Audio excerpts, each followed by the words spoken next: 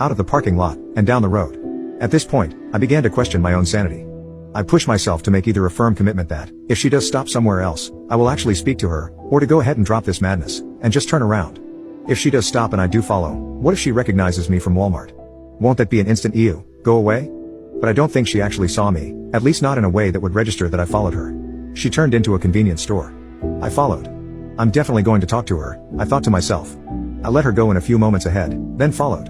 I entered the door and sure enough, she's got a drink in her hand and is walking back to the front of the store. This is it. Face to face. I look up and our eyes briefly lock. Her eyes. Oh my god.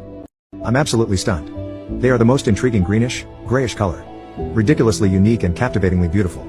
I know the look on my face had to look exactly like someone who had just seen a ghost. I smile sheepishly, nod, then walk to the back of the store, feign interest in whatever drink I end up buying, and watch as she drives away into the night. Failure. Utter failure. A few weeks later, I was at work and got a call from a longtime friend whom I hadn't heard from in quite some time. He owns a small sporting goods store in town and says he has this girl working for him who in his words is trapped in a relationship with an older guy who doesn't treat her too well. He knows I've dated some good-looking girls. I wasn't as shy when I was properly introduced, it's just the whole cold approach that terrified me. He wanted to know if I'd come try to steal her away and save her. Not exactly how I like to start a relationship, but it sounds like fun. What 18-year-old guy doesn't like a good challenge, right? The next day I take my lunch break and head to his store. I walk in and ask if Steve is in, the clerk goes in the back to get him and I walk over to the baseball caps.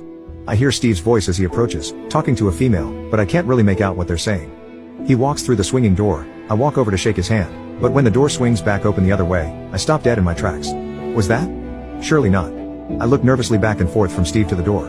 Just a moment later, she walks through. Those eyes. It was her. I give myself a pep talk, knowing I'll be bolstered by having a mutual party to break the ice. Game on. You got this. She's every bit as beautiful as I remember. Our eyes meet again and this time I smile as Steve introduces us. She holds out her hand. A handshake? It's different, I guess. I can deal with that. I grasp her hand, lightly but tight enough to control the duration of our touch. I hold my gaze into those eyes as I hold her hand. It's nice to meet you, I say, infinitely more confidently than it reads here. Her name is Casey.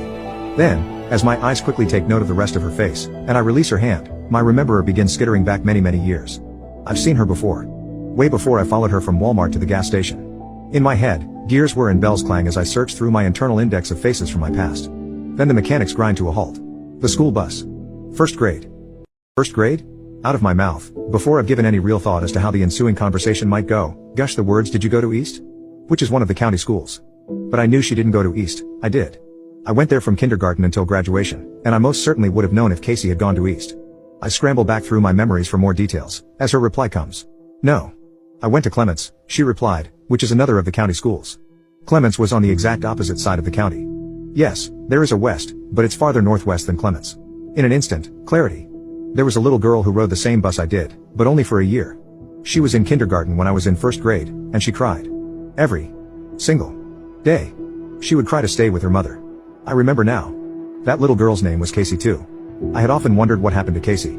This was long before homeschooling was an option for kids who just didn't want to go to public schools, so I had assumed they had moved, but in my mind, of course, they went much farther than the other side of the county. I remember on many occasions offering her something, anything she wanted, from my lunchbox, to try to make her feel better. I hated to see her cry.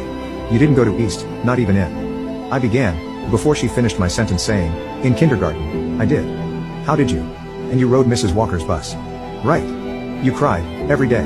I remember. That was you, wasn't it? Stunned, she stared deep into my soul. Yes. Did you? Were you the boy that? Yeah. I hated to see you so upset.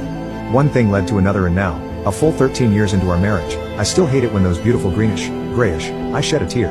And yes, I later told her about the Walmart incident, which she found incredibly endearing, thank God.